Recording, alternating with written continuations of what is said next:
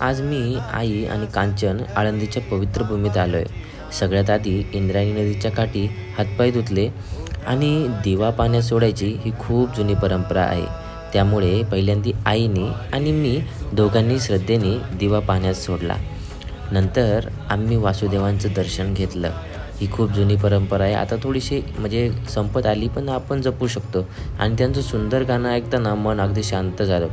त्यानंतर काय केलं, आम्ही फोटो वगैरे काढला आणि दर्शनासाठी पुष्पहार घेण्यासाठी निघालो आणि पुष्पहार पण घेऊन गेलो.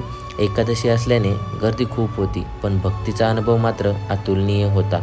त्यानंतर मग दर्शन घेतल्यानंतर थोडा वेळ विश्रांती घेतली बरं का. आणि हे बघा त्यानंतर आतमध्येचं दर्शन आहे, तिथं कॅमेरा लावलेले असतात, तुम्ही बाहेरून पण दर्शन घेऊ शकता.